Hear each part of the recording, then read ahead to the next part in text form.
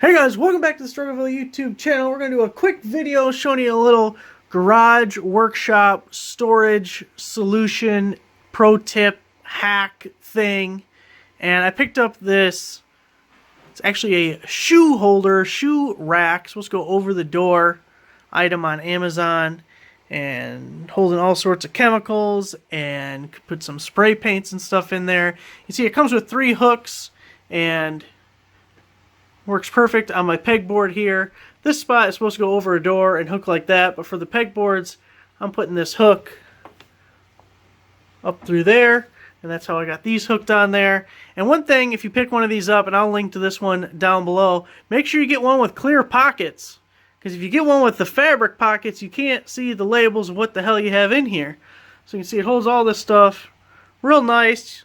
This one has 24 pockets, hold all your different sprays and things. You can see I even put some zip ties in there.